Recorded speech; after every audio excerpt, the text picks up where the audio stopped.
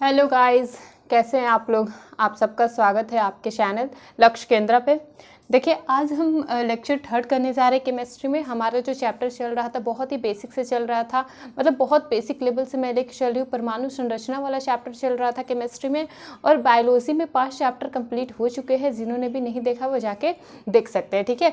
आज हम लोग परमाणु संरचना के बारे में जानेंगे। परमाणु संरचना में कौन कौन से साइंटिस्ट आए और अपने अपने क्या मत देकर गए, क्या बातें करके गए परमाणु के बारे में, ठीक है। सबसे पहले तो जॉन डाल्टन ने परमाणु के बारे में बताया था, ठीक है। परमाणु नाम जो है, शब्द जो है वो जॉन डाल्टन का दिया हुआ है, और उन्होंने जो भी बताया वो जॉन डाल्टन के जो भी सिद्धांत है वो मैंने पिछले क्लास में बता दिया है।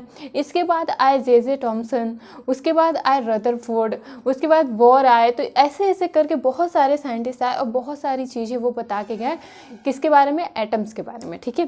तो आज हम सबसे पहले जानेंगे कि पिछले क्लास में ये 3 मैंने आप लोगों को होमवर्क दिया था, होमवर्क के तौर पे, कि आप लोग इन तीनों का क्या निकालेंगे? इलेक्ट्रॉन, प्रोटॉन और न्यूट्रॉन। इलेक्ट्रॉन, प्रोटॉन और न्यूट्रॉन निकालेंगे, ठीक है। इन तीनों का आप लोग क्या निकालने के लिए हमने दिया था? इन तीनों का हमने निकालने के लिए दिया था इलेक्ट्रॉन, दूसरा प्रोटॉन और न्यूट्रॉन, ठीक है। इलेक्ट्रॉन, प्रोटॉन और न्यूट्रॉन, इनमें कितने इलेक्ट्रॉन हैं, कितने प्रोटॉन हैं और कितने न्यूट्रॉन हैं, ये बताने की चीज़ें मैंने ये पूछा था आप लोगों से कि आप लोग कमेंट करेंगे, ठीक है।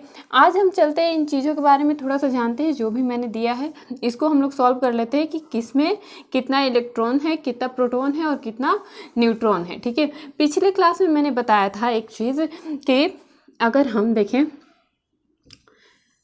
क्लोरीन को ही, अगर हम कार्बन को ही उठा लेते हैं, कार्बन को अगर हम उठाएं,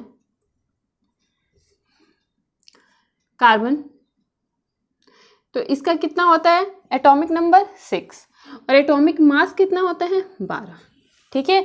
एटॉमिक नंबर कितना होता है? 6, एटॉमिक मास कितना होता है?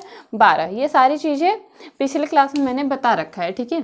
ये क्या होती है? किसी भी एलिमेंट के जो निचला वाला शब्द होता है ना, जो निचला वाला डिजिट होता है, ये नीचे वाला डिजिट, ये क्या होता है? एटॉमिक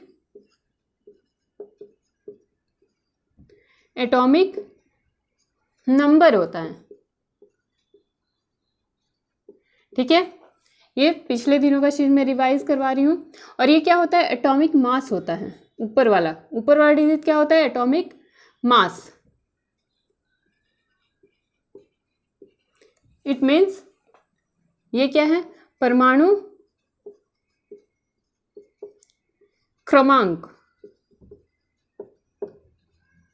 या परमाणु संख्या। परमाणु क्रमांक या परमाणु संख्या, ये क्या होता है? परमाणु द्रव्यमान। ये क्या होता है? परमाणु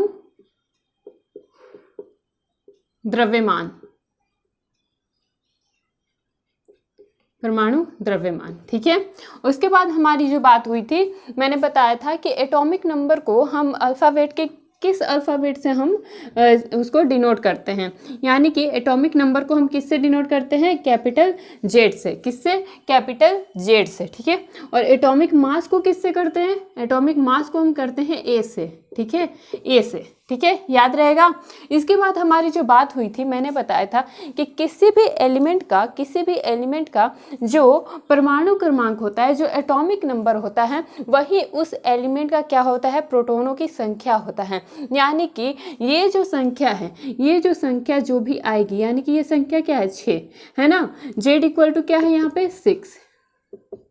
जेड क्या है? एटॉमिक नंबर है। यानी कार्बन का एटॉमिक नंबर कितना होता है? 6 होता है। कार्बन का एटॉमिक नंबर कितना है? 6 है। और मैंने कहा कि जो एटॉमिक नंबर होता है, किसी भी एलिमेंट का जो भी एटॉमिक नंबर होता है, वही उस एलिमेंट के प्रोटॉनों की संख्या होती है, वही उस एलिमेंट का प्रोटॉन होता है। यानी कि जेड अगर 6 हुआ तो इसकी प्रोटॉन क्या होगी? यानी कार्बन में कितने प्रोटॉन होंगे? तो कार्बन में प्रोटॉन होंगे 6। इसके बाद हमारी दूसरी जो बात हुई थी, बहुत ही इंपॉर्टेंट बात हुई थी, कि किसी भी एलिमेंट में जितना प्रोटॉनों की संख्या होती है उतनी ही उसकी इलेक्ट्रॉनों की संख्या होती है। इट मीन्स कि अगर ये कार्बन है, ये क्या है? नाभिक है, ठीक है, नाभिक। यहाँ पे क्या है? कार्बन। तो कार्बन की यहाँ पे अगर 6 प्रोटॉन है, 6 प्रोटॉन है कार्बन के, तो इसके जो बाहरी कक्षा में जो ये करते हैं, बाहरी कक्षा में जो घूमते हैं इलेक्ट्रॉन, उनका भी चार्ज कितना होता है, वो भी कितने हो जाएंगे, 6 हो जाएंगे, वो भी कितने हो जाएंगे, 6 हो जाएंगे। ठीक है, यानी कि किसी भी एलिमेंट में जितनी प्रोटॉन्स होती हैं उतनी ही उसकी इलेक्ट्रॉन होती है। ठीक है, जितना प्रोटॉन उतना इलेक्ट्रॉन। ठीक है, तो यहाँ से मैं कह सकती हूँ कि किसी भी एलिमेंट का अगर एटॉमिक नंबर 6 है तो उसका प्रोटॉन कितना होगा, 6 होगा, और जितनी प्रोटॉन की संख्या होती है उतनी ही किसकी संख्या होती है, इलेक्ट्रॉनों की संख्या होती है। इट मीन्स कि हम कह सकते हैं कि इसका जो कार्बन का जो इलेक्ट्रॉन है वो कितना है, 6। कितना हो जाएगा, 6। ठीक है, इतनी बातें समझ में आई, ये पिछली क्लास में हो चुकी हैं सारी बातें। इसके बाद एक चीज़ मैंने बताया था कि जो एटॉमिक मास होता है, एटॉमिक मास कैसे निकालते हैं, एटॉमिक मास निकालने का फॉर्मूला होता है Z प्लस प्रोटॉनों की संख्या प्लस, लिखेंगे प्रोटॉनों की संख्या प्लस न्यूट्रॉनों की संख्या। ठीक है, प्रोटॉन प्लस न्यूट्रॉन क्या होता है, atomic mass. Proton plus neutron क्या होता है, एटॉमिक मास। और न्यूट्रॉन कैसे निकालते हैं, न्यूट्रॉन निकालने के लिए क्या करते हैं, ये सारी चीज़ें हो चुकी हैं पिछले क्लासों में। न्यूट्रॉन निकालने के लिए क्या होता है, A माइनस जेड। ठीक है, A माइनस जेड, यानी एटॉमिक मास में से हम एटॉमिक नंबर को घटा देते हैं तो क्या आता है, न्यूट्रॉन की संख्या आ जाती है। क्या आती है, न्यूट्रॉन की संख्या आती है। यानी कि अभी हमने दो चीज़ें समझने की कोशिश की है कि जब हमें एटॉमिक मास निकालना हो, किसी भी एलिमेंट का एटॉमिक मास निकालना हो, तो हम सीधे तौर पे क्या करेंगे, प्रोटॉन के साथ न्यूट्रॉन को ऐड कर देंगे। प्रोटॉन के साथ न्यूट्रॉन को ऐड करते ही क्या आ जाएगा, उस एलिमेंट का एटॉमिक मास आ जाएगा। ठीक है, और परमाणु क्रमांक, और उसके बाद न्यूट्रॉन कैसे निकालेंगे, किसी भी एलिमेंट का अगर न्यूट्रॉन निकालने के लिए आपको बोले तो आप सीधे तौर पे क्या कीजिएगा, एटॉमिक मास में से एटॉमिक नंबर को घटा दीजिएगा, आपको न्यूट्रॉनों की संख्या मिल जाती है। और ये बहुत इंपॉर्टेंट चीज़ मैं बता रही हूँ, ये सारी चीज़ें एक एक करके एग्जाम में न जाने कितनी बार पूछ ली गई हैं कि कार्बन में कितने न्यूट्रॉन्स होते हैं, कार्बन का कितना एटॉमिक मास होता है, कार्बन का कितना एटॉमिक नंबर होता है, कई बार पूछ चुके हैं बस ये सारे छोटे छोटे सवाल है। ठीक है, या फिर पूछ लेगा कि जो एटॉमिक मास है वो कैसे हम काउंट करते हैं, और ऑप्शन में दे देगा electron plus neutron, proton plus neutron, उसके बाद A प्लस जेड, ऐसे करके ऑप्शन दे देगा। यानी आपको आंसर कौन सा करना है, प्रोटॉन प्लस न्यूट्रॉन, यानी प्रोटॉन में जब हम न्यूट्रॉन को ऐड करते हैं तो एटॉमिक मास निकल जाता है। यहाँ से आप लोग दो फॉर्मूला को याद रखेंगे। ए यानी क्या हो गया, एटॉमिक मास। कैसे निकालेंगे, प्रोटॉन, ये P पे हम प्लस क्यों लिख रहे हैं, क्योंकि प्रोटॉन पे हमेशा पॉजिटिव चार्ज होता है। ठीक है, अब तक आप लोग समझ चुके हैं। इसके बाद इसमें प्लस करेंगे क्या, न्यूट्रॉन क्या होता है, न्यूट्रल होता है, तो इसलिए इस पर कोई चार्ज नहीं है। ये हो गया परमाणु द्रव्यमान निकालने का फॉर्मूला। उसके बाद हम न्यूट्रॉन जब निकालने के लिए बोलेगा न्यूट्रॉन, तो क्या करेंगे, A प्लस जेड, या फिर एक और चीज़ दे सकता है, A प्लस प्रोटॉन दे सकता है कि नहीं, क्योंकि Z ही तो प्रोटॉनों की संख्या है ना,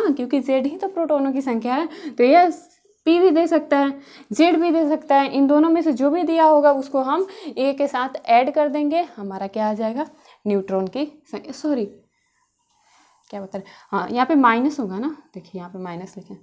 ठीक है, क्या करेंगे, A में से माइनस कर देंगे। ठीक है, मास में से हम नंबर को माइनस कर देते हैं, एटॉमिक मास में से एटॉमिक नंबर को हम क्या करते हैं, लेस कर देते हैं, तो क्या आ जाता है, न्यूट्रॉन की संख्या आ जाती है। ठीक है, ये दोनों आप लोग फॉर्मूला याद रखेंगे। ठीक है, अब चलते हैं आगे और ये जानते हैं कि इनमें इलेक्ट्रॉन कितना है, प्रोटॉन कितना है, न्यूट्रॉन कितना है, जो आप लोग को होमवर्क के तौर पे मैंने दिया था। ठीक है, ये सारी चीज़ें आप लोग को समझ में आ चुकी होंगी। देखिए, इस चीज़ को आप हमेशा याद रखिएगा कि एटॉमिक नंबर को हम जेड से डिनोट करते हैं। कई बार एग्जाम में पूछ लेता है कि एटॉमिक नंबर को अल्फ़ाबेट में हम किस अल्फ़ाबेट से डिनोट करते हैं। ठीक है, तो जेड से। ठीक है, और एटॉमिक मास को किस से करते हैं, तो किस अल्फ़ाबेट से डिनोट करते हैं, तो एटॉमिक मास को करते हैं कैपिटल A से। ठीक है, याद रहेगा। इसके बाद परमाणु क्रमांक वही होता है जो उस एलिमेंट का प्रोटॉन होता है, और जितनी प्रोटॉनों की संख्या होती है उतनी ही इलेक्ट्रॉनों की संख्या होती है। और जब न्यूट्रॉन निकालना होता है तो क्या करते हैं, एटॉमिक मास में से हम क्या लेस कर देते हैं, या तो प्रोटॉन को या तो एटॉमिक नंबर को, तो क्या आ जाता है, न्यूट्रॉन आ जाता है। ठीक है, इतना समझ में आया आप लोगों को। चलिए, अब ये जो मैंने दिया था 3 एलिमेंट आप लोगों को, इसका क्या निकालना था, इलेक्ट्रॉन, प्रोटॉन और न्यूट्रॉन निकालना था। ठीक है, तो आइए हम देखते हैं कि किसमें कितना इलेक्ट्रॉन है, कितना प्रोटॉन है और कितना न्यूट्रॉन है। ठीक है, देखिए अगर हम बात करें पहले एलिमेंट की,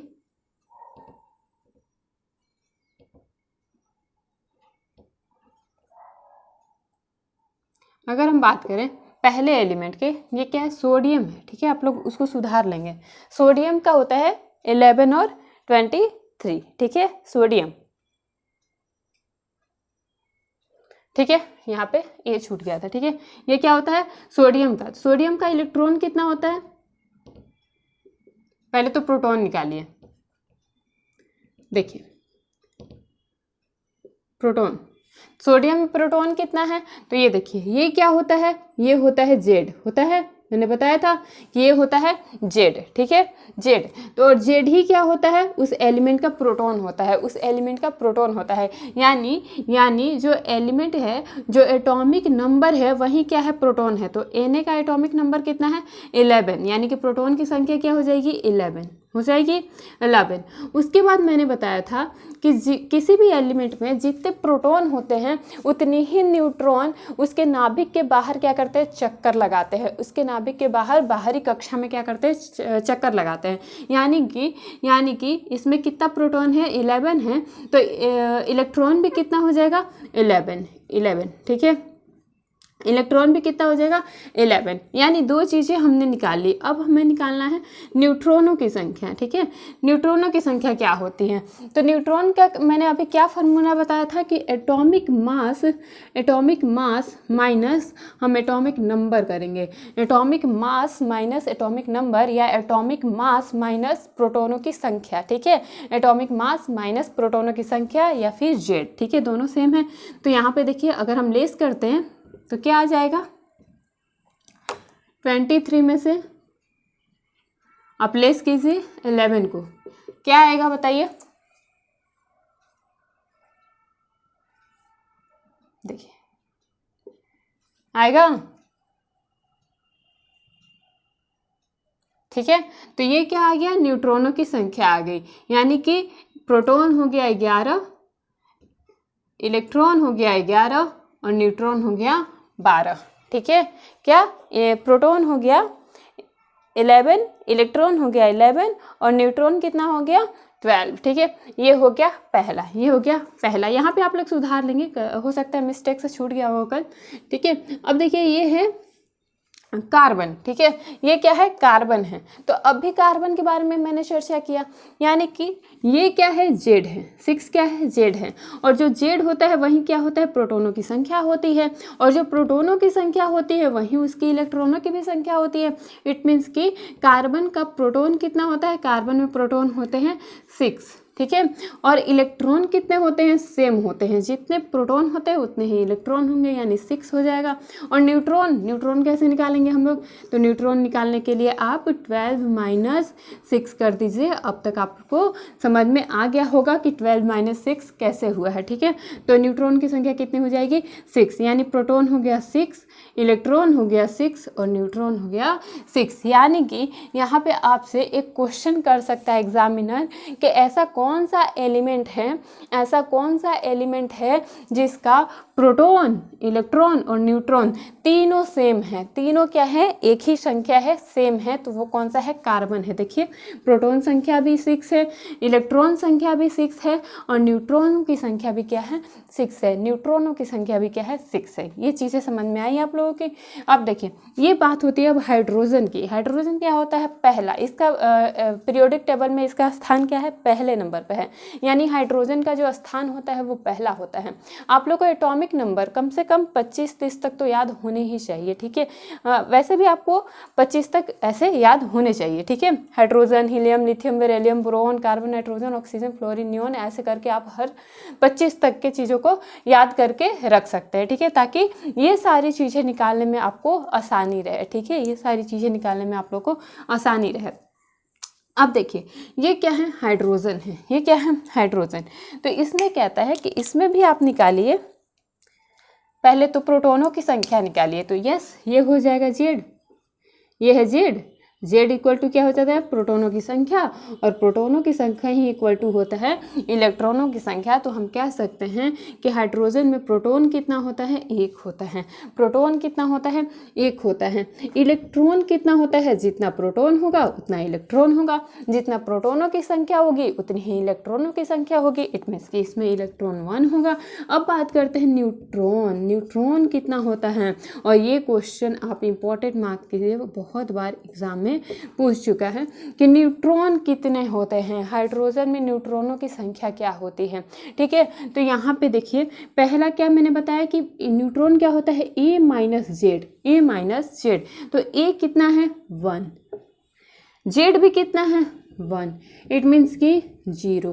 न्यूट्रॉन कितना होता है, 0। तो क्वेश्चन पूछता है कि ऐसा कौन सा एलिमेंट है, ऐसा कौन सा एलिमेंट है जिसका न्यूट्रॉनों की संख्या 0 होता है।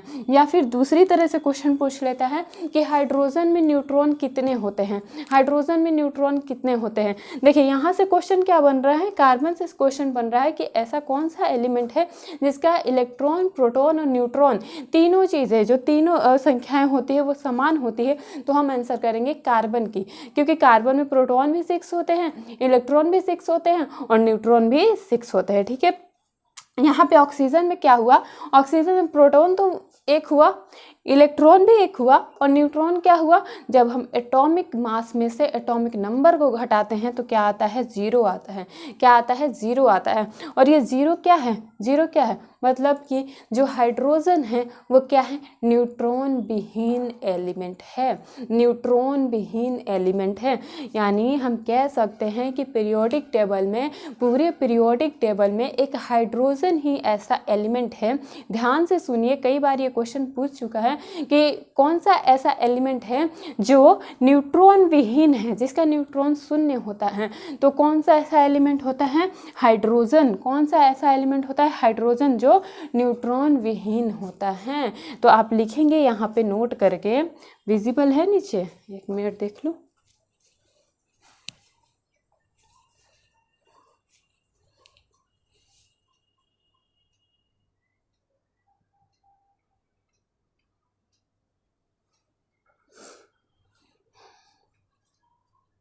चलिए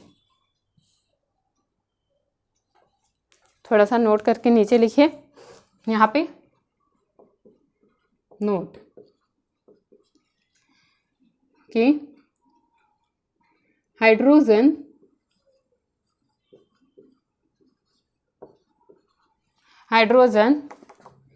एक ऐसा एलिमेंट है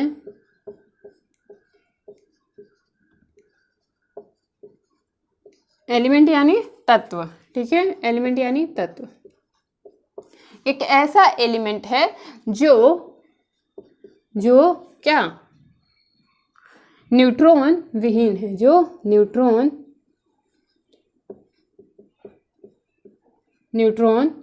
विहीन है, ठीक है, ठीक है, याद रहेगा, ये बहुत ही इंपॉर्टेंट लाइन है, आप लोग इसको इंपॉर्टेंट मार्क करेंगे, ठीक है। कई बार क्वेश्चन पूछ चुका है कि पीरियोडिक टेबल में ऐसा कौन सा एलिमेंट है जो न्यूट्रॉन विहीन है, या फिर हाइड्रोजन का न्यूट्रॉनों की संख्या कितनी होती है, ऐसे करके घुमा फिरा के बहुत सारे क्वेश्चन बहुत तरीके से इससे पूछ लेता है, ठीक है। लेकिन जिसका आंसर होता है कि जो हाइड्रोजन होता है उसमें जो न्यूट्रॉनों की संख्या होती है वह 0 होती है, ठीक है, यानी कि न्यूट्रॉन विहीन एलिमेंट है, हाइड्रोजन न्यूट्रॉन विहीन एलिमेंट है, ठीक है। जल्दी से नोट कीजिए।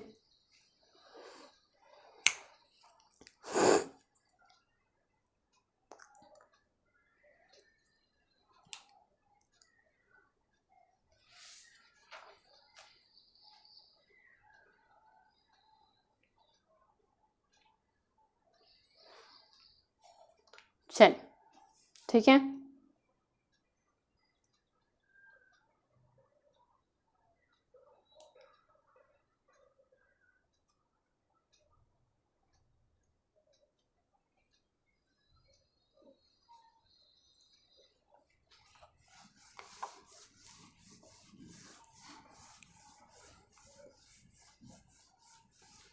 अब हम निकालना सीखते हैं मोलेकुलर मास। मोलेकुलर मास कैसे निकालते हैं, ठीक है। देखिए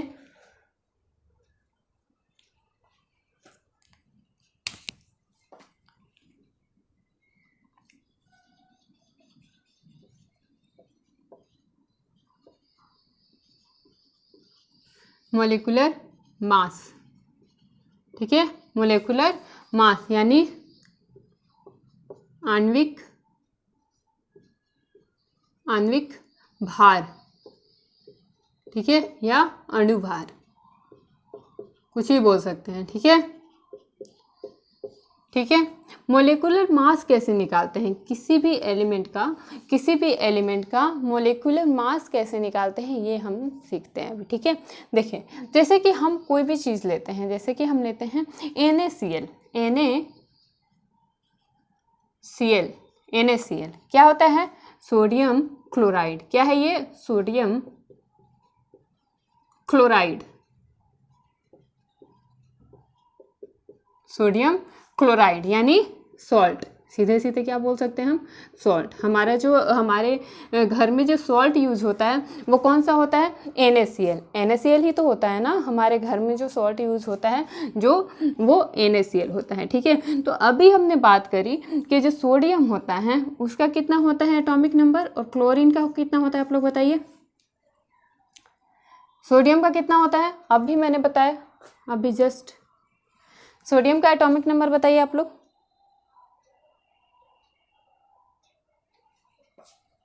होता है 11, और एटॉमिक मास कितना होता है 23। और क्लोरीन का कितना एटॉमिक नंबर 17, और मास कितना होता है 35, ठीक है। कितना होता है मास क्लोरीन का 35। याद रखिएगा आप लोग कि जो सोडियम होता है उसका एटॉमिक नंबर कितना होता है, 11। कितना होता है 11, और एटॉमिक मास कितना होता है, वो होता है 23। और जो क्लोरीन होता है, क्लोरीन ये क्या है, क्लोरीन, ठीक है। क्लोरीन का एटॉमिक नंबर कितना होता है 17, और एटॉमिक मास कितना होता है 35। तो अब हमें बताना है कि इसका मोलेकुलर मास कैसे निकालेंगे, NaCl का मोलेकुलर मास कैसे निकालेंगे। अगर हम यहाँ पे लिखेंगे molecular mass,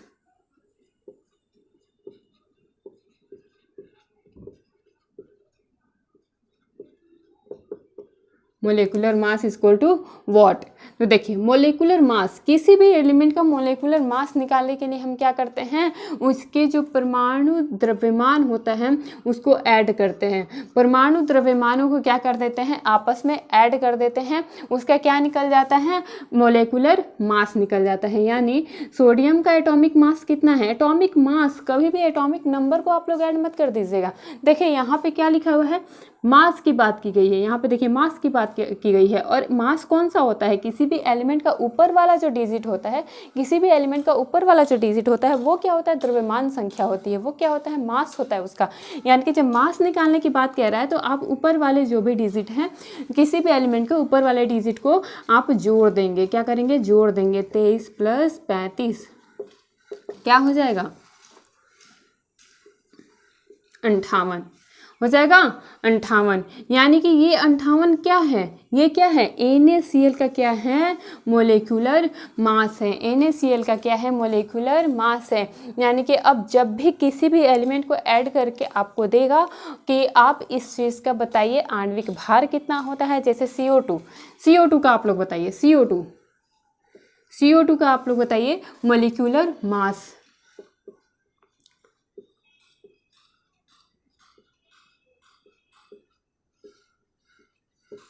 molecular mass equal to what. ठीक है। मोलिकुलर मास इसका बताइए CO2 का, जैसे मैंने NaCl का बताया वैसे ही आप लोग को ऊपर वाले डिजिट को ऐड करके मोलिकुलर मास निकालना है। बताइए।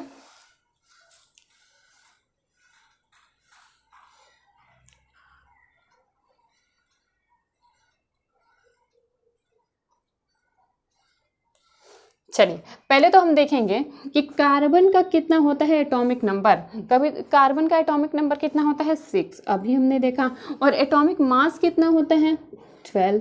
ठीक है, तोड़ेंगे हम लोग, ये कार्बन अलग है ऑक्सीजन अलग है, कार्बन अलग है ऑक्सीजन अलग है। ठीक है, तब ये कार्बन और ऑक्सीजन के जो परमाणु मिलके क्या निर्माण करते हैं, कार्बन डाइऑक्साइड का निर्माण कर रहे हैं। हम कहेंगे कि कार्बन का एक परमाणु और ऑक्सीजन के 2 परमाणु मिलके, कार्बन के एक परमाणु ऑक्सीजन के 2 परमाणु मिलके किसका निर्माण करते हैं, कार्बन डाइऑक्साइड का निर्माण करते हैं। किसका निर्माण करते हैं, कार्बन डाइऑक्साइड।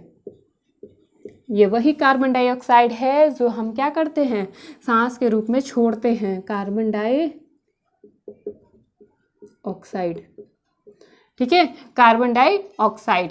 तो इसका कार्बन का क्या होता है, एटॉमिक नंबर 6 होता है, एटॉमिक मास कितना होता है 12 होता है।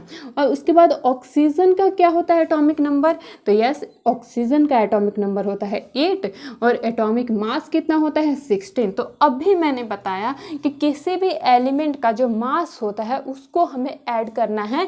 कब, जब मोलिक्यूलर मास पूछे, जब आणविक भार निकालने के लिए बोले, तो आप किसको ऐड करेंगे, आप लोग 12 और 16 को ऐड कर देंगे, 12 और 16 को ऐड कर देंगे। ठीक है, ठीक है। तो यहाँ पे आप देखिए कि जो ऑक्सीजन है ना वो 2 बार है, ऑक्सीजन जो है वो 2 बार है, यानी कार्बन डाइऑक्साइड का क्या करना है, हमें 2 बार 16 जोड़ना है, क्योंकि यहाँ पे ऑक्सीजन की संख्या कितनी है 2 है, ऑक्सीजन की संख्या कितनी है 2 है। तो ये तो 16 एक आया ना, एक ऑक्सीजन का आया ना, ये 16 दोनों ऑक्सीजन का थोड़ी है, ये तो पार्टिकुलर एक ऑक्सीजन का आणविक भार है ना। तो यहाँ पे 2 की बात कर रहा है, तो आप यहाँ पे जोड़ेंगे 12 प्लस 16 प्लस 16। ठीक है, 12 प्लस 16 प्लस 16, आप लोग जोड़ के बताइए कितना आ रहा है जल्दी से।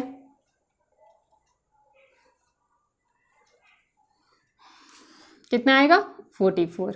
यानी कि CO2 का आणविक भार कितना होता है, मोलिकुलर मास कितना आया 44। समझ में आया कैसे निकालते हैं मोलिकुलर मास। चलिए एक और एलिमेंट का हम लोग निकालते हैं। जब हम लोग सीख ही रहे हैं तो बहुत अच्छे से सीखेंगे ताकि कोई भी डाउट क्लियर ना, कोई भी डाउट बचे ना। ठीक है, हर डाउट हम लोग का क्लियर हो चुका हो। ठीक है, देखिए बहुत ही बेसिक कॉन्सेप्ट है ये, बहुत ही बेसिक कॉन्सेप्ट से मैं लेके चल रही हूँ। इतना बेसिक कॉन्सेप्ट से शायद ही कोई आप लोग को इतने अच्छे से समझाए। ठीक है, ये मोलिकुलर मास निकालना मैंने आप लोग को सिखा दिया। तो चलिए एक और मोलिकुलर मास हम लोग निकालें। किसका,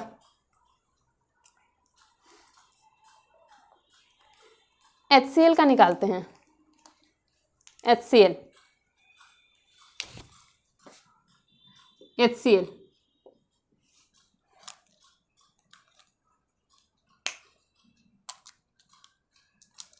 ठीक है, HCl का निकालिए आप लोग।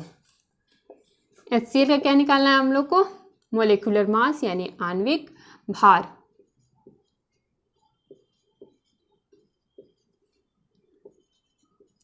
मोलिकुलर मास, ठीक है, मोलिकुलर मास। देखिए इसमें कितने हैं एलिमेंट, 2 एलिमेंट है, एक तो हाइड्रोजन है, दूसरा क्या है क्लोरीन। ठीक है, ये क्या है हाइड्रोक्लोरीन। ठीक है, तो ये क्या है HCl। ठीक है, हाइड्रोक्लोरिक एसिड। ये क्या होता है हाइड्रोक्लोरिक एसिड। HCl क्या होता है हाइड्रोक्लोरिक एसिड होता है। ठीक है, तो ये है हाइड्रोजन, यानी कि एक यहाँ पे एक जो परमाणु है वो ऑक्सीजन का है और क्लोरीन के भी एक ही परमाणु है। देखिए एक हाइड्रोजन का परमाणु है और एक ही क्लोरीन के भी परमाणु है।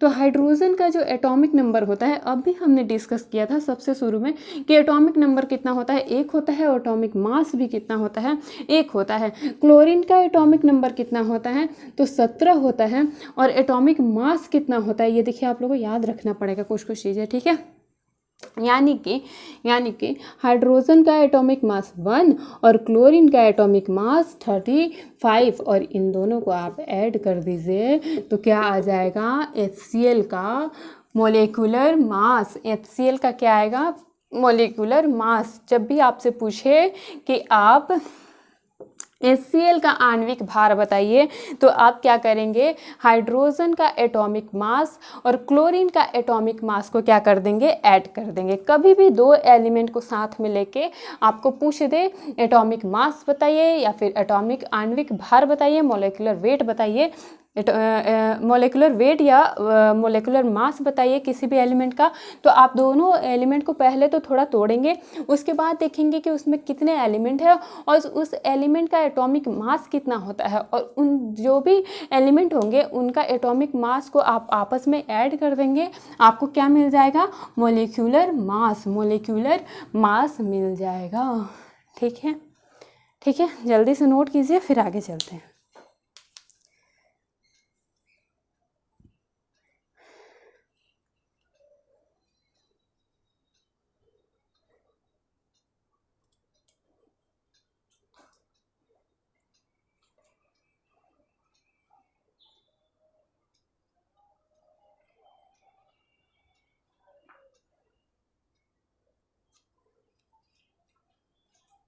चलिए, अब हम जानते हैं कि आपको दो गैस देख के बोल सकता है कि आप बताइए कि इन दोनों गैसों में से कौन सी गैस जो होती है वो हल्की होती है, कौन सी गैस भारी होती है। और कई बार ये क्वेश्चन दे चुका है MCQ बेस पे कि 3 गैस दे दिया और आपसे पूछ दिया कि इसमें सबसे भारी गैस कौन सी होती है, सबसे हल्की गैस कौन सी है। ठीक है, ऐसे करके पूछ देता है कि सबसे भारी कौन सी होती है, सबसे हल्की कौन सी होती है। तो चलिए हम दो चीज़ें लेते हैं और उससे सीखते हैं। पहले तो हम लेते हैं CO2, कार्बन डाइऑक्साइड, और दूसरा हम लेते हैं O3। O3 क्या होता है, ओजोन गैस। क्या होता है, ओजोन गैस। अब इनमें से बताइए, इन दोनों में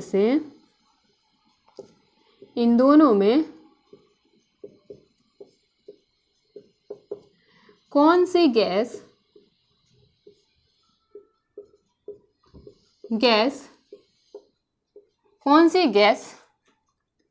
हल्की है, कौन सी गैस हल्की है। इन दोनों गैसों में से आपको बताना है कि इन दोनों गैसों में से कौन सी गैस हल्की है, कौन सी गैस भारी है। और ऐसे भी दे सकता है कि इन दोनों गैसों में से कौन सी गैस जल्द ही द्रव अवस्था में बदलेगी, यानी इन दोनों में से कौन सी गैस द्रव अवस्था में पहले जाएगी, पहले पहुंचेगी या द्रव अवस्था को पहले धारण करेगी, वो कौन सी गैस है। ठीक है, वो कौन सी गैस है। तो पहले हम क्या करेंगे, इन दोनों में से कौन सी गैस हल्की है ये निकालने के लिए हम क्या करेंगे, इन दोनों का मोलिकुलर मास निकालेंगे, इन दोनों का पार्टिकुलर अलग अलग मोलिकुलर मास को निकालेंगे। तो आइए पहले हम मोलिकुलर मास निकालते हैं इन दोनों का। ठीक है, तो पहले हम निकालेंगे CO2 का और इधर निकालेंगे O3 का। इन दोनों ही गैस का तो बोल रहा है ना, कार्बन डाइऑक्साइड और ओजोन का। ठीक है, कार्बन डाइऑक्साइड और ओजोन का बोल रहा है। तो अभी हमने बात किया कि कार्बन का जो एटॉमिक नंबर होता है वो 6 होता है, एटॉमिक मास जो होता है वो 12 होता है। ठीक है, और यहीं पे प्लस कीजिए और निकालिए। यहाँ पे देखिए 2 एलिमेंट है, ऑक्सीजन और कार्बन, ऑक्सीजन और कार्बन। और हमने बात किया था कि जो ऑक्सीजन होता है उसका एटॉमिक नंबर कितना होता है, 8 होता है। ऑक्सीजन का कितना होता है, एटॉमिक नंबर 8 होता है। और एटॉमिक मास कितना होता है, वो होता है 16। एटॉमिक मास कितना होता है, 16। और ये देखिए यहाँ पे कार्बन के 1 परमाणु है, लेकिन ऑक्सीजन के कितने परमाणु है, 2। और बच्चों से यहीं पे गलती होती है, वो इस 2 को नहीं देखते हैं, सीधे 12 और 16 को ऐड करते हैं और जल्दबाजी में आंसर दे देते हैं और वो गलत हो जाता है। जल्दबाजी में आंसर कर देते हैं और वो गलत हो जाता है। लेकिन आप लोग देखिए कि ये तो एक ऑक्सीजन की बात हुई है ना, अभी तो एक और ऑक्सीजन बाकी है, क्योंकि यहाँ पे देखिए ऑक्सीजन के 2 परमाणु हैं।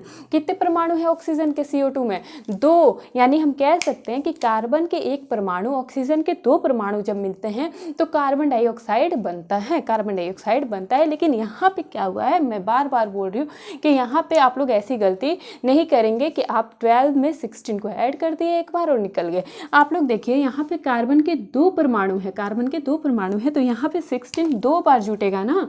जब हम जोड़ेंगे कार्बन का एक परमाणु में कितने हो गए मास 12, और ऑक्सीजन के एक परमाणु में कितने हो गए मास 16, और यहाँ पे देखिए 2 दिया गया है तो दूसरे में भी तो 16 होगा ना। तो क्या जोड़ेंगे 12 + 16 + 16, ये एक ऑक्सीजन का मास है और एक और ऑक्सीजन का मास है, क्योंकि यहाँ पे 2 ऑक्सीजन दिए गए हैं। तो जोड़ के बताइए कितना आ रहा है, कितना आएगा 44, कितना आएगा 44, 44। ठीक है, अब हम आते हैं ओजोन पे। ओजोन पे तो देखिए यहाँ पे ऑक्सीजन कितने हैं, यहाँ पे ऑक्सीजन है 3, तो यहाँ पे देखिए ये ऑक्सीजन हो गया, इसका एटॉमिक नंबर कितना हो गया 8 हो गया, एटॉमिक मास कितना हो गया 16, और ऑक्सीजन कितना है 3 है, ऑक्सीजन के जो परमाणु संख्या है कितना है 3 है, तो यानी 16 को हम कितनी बार ऐड करेंगे 3 बार, 3 बार क्या आएगा 48, क्या आया 48, यानी CO2 का मोलेकुलर मास कितना आया 44 और ऑक्सीजन का मोलेकुलर मास कितना आया 48। तो अब बताइए कौन सा हल्का है कौन सा भारी है। देखिए 48 ज़्यादा है ना, तो O3 क्या है भारी, भारी, और CO2 क्या है हल्का है, हल्का। यहाँ पे एक नोट करेंगे आप लोग, नोट में लिखेंगे, नोट में देखिए तो सही है ना, नोट में लिखिए, लिखेंगे कि जो गैस, लिखिए जो गैस, मेरे साथ लिखिए जो गैस, इसको आप लोग हमेशा याद रखेंगे, जो गैस जितनी ही भारी होती है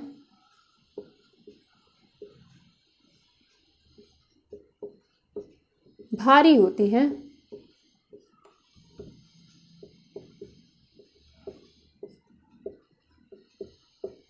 वो उतनी ही जल्दी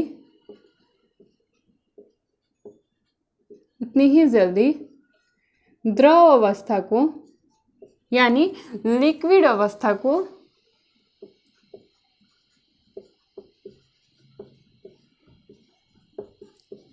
प्राप्त करती है।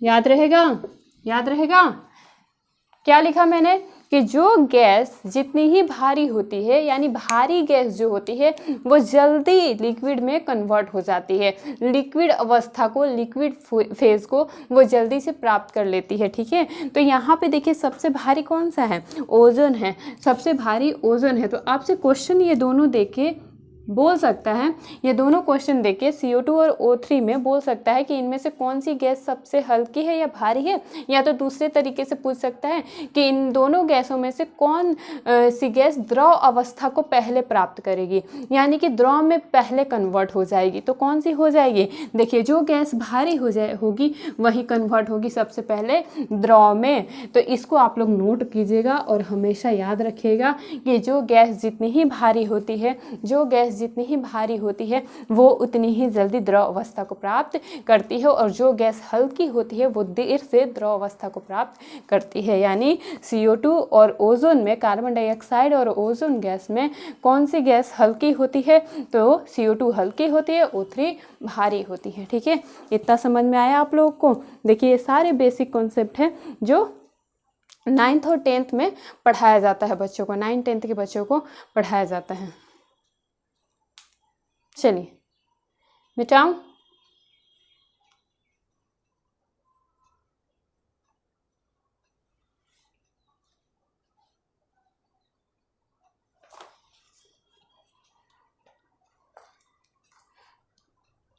आगे चलें।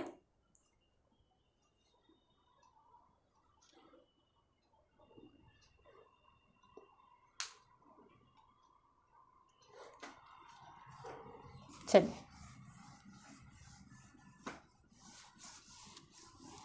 अब एक और एग्जाम्पल से हम लोग थोड़ा सा सीखने की कोशिश करेंगे। चलिए एक और एग्जाम्पल लिखिए।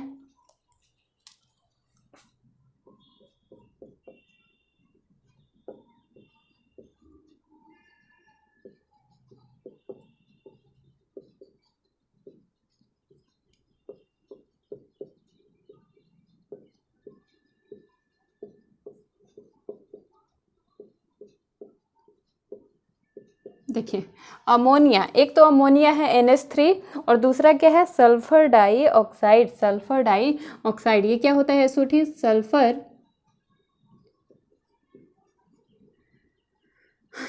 सल्फर डाइऑक्साइड, सल्फर डाइऑक्साइड, ठीक है, सल्फर डाइऑक्साइड। तो देखिए ये क्या है अमोनिया है और ये क्या है SO2 है, यानी कि सल्फर डाइऑक्साइड है। अब ये दोनों में आपको बताना है कि कौन सा गैस हल्का है, कौन सा गैस भारी है, कौन सा गैस हल्का है और कौन सा गैस भारी है, बताइए आप लोग। देखिए दो भागों में आप बांटिए, NH3 और SO2। अब बताइए कि नाइट्रोजन का क्या होता है एटॉमिक नंबर? नाइट्रोजन का एटॉमिक नंबर होता है ऑक्सीजन से एक कम, ऑक्सीजन से एक कम, यानी नाइट्रोजन का होता है, नाइट्रोजन का होता है 7 और एटॉमिक मास कितना होता है 14, प्लस हाइड्रोजन का तो मैं बता चुकी हूँ 2-3 बार 1 और 1, यानी कि एटॉमिक नंबर भी 1, एटॉमिक मास भी 1, एटॉमिक नंबर भी 1 और एटॉमिक मास भी 1। किसका? हाइड्रोजन का। और नाइट्रोजन का कितना होता है एटॉमिक नंबर 7, एटॉमिक मास कितना होता है 14 और हाइड्रोजन का 1 और 2, ठीक है। तो इसको अब हम किसको ऐड करेंगे, हमको निकालना है क्या मॉलिक्यूलर मास। मॉलिक्यूलर मास निकालेंगे तभी तो हमें पता चलेगा ना कि कौन सी गैस भारी है और कौन सी गैस हल्की है और कौन सी गैस क्या होगी लिक्विड में जल्दी कन्वर्ट हो जाएगी, यानी कि जो गैस भारी होगी वो लिक्विड में जल्दी कन्वर्ट हो जाएगी। तो यहाँ से आप निकालिए, बताइए। सल्फर यहाँ पे हो गया ऑक्सीजन 8, 16, 16, 32, ठीक है। अब बताइए आप लोग, निकालिए। सल्फर का एटॉमिक मास कितना होता है 32, एटॉमिक नंबर कितना होता है 16। तो आइए देखिए यहाँ पे नाइट्रोजन में कितने एटम है, एक एटम है। कितना एटम है, एक एटम है, यानी कि 7 और इसका कितना है मोलिकुलर मास, एटॉमिक मास कितना है 14। तो आप लोग इस 14 को सबसे पहले लिखेंगे। उसके बाद देखिए हाइड्रोजन के कितने परमाणु हैं, यहाँ पे 3 परमाणु हैं। हाइड्रोजन के कितने परमाणु हैं, अमोनिया में 3 परमाणु हैं। तो इस एक को हम कितनी बार लिखेंगे, 3 बार। क्यों? क्योंकि ऑक्सीजन में 3 परमाणु हैं, ऑक्सीजन में 3 परमाणु हैं और ये एक ऑक्सीजन का एटॉमिक मास है। वैसे ही हमें 3 ऑक्सीजन का एटॉमिक मास लेना है और ऐड करना है। तो ऐड करेंगे तो कितना आएगा 17, कितना आएगा 17। और इसको अब आप लोग सॉल्व कीजिए। इधर देखिए सल्फर का कितना है 32 और सल्फर का एक ही परमाणु है, यहाँ पे सल्फर में एक ही परमाणु है ना, तो 32 को एक बार लिखेंगे, प्लस यहाँ पे ऑक्सीजन का देखिए 2 बार है, 2 परमाणुविक है, यानी कि यहाँ पे कितना हो जाएगा 16 प्लस 16 कितना हो जाएगा बताइए, कितना हो जाएगा 64। यानी कि हल्का कौन सा है, हल्का है NH3। NH3 क्या है, हल्का है। इसका आणविक भार कितना है 17। तो NH3 है हल्का और SO2 है भारी। और सबसे पहले द्रव में कौन सा कन्वर्ट होगा, तो अभी मैंने लिखाया था कि जो गैस जितनी भारी होती है वो उतनी ही जल्दी क्या होती है, द्रव में कन्वर्ट होती है या द्रव अवस्था को प्राप्त करती है। यानी SO2 सबसे पहले द्रव में कन्वर्ट हो जाएगी, ठीक है। और NH3 हल्की है तो ये थोड़ी लेट से होगी, ठीक है। समझ में आया? चलिए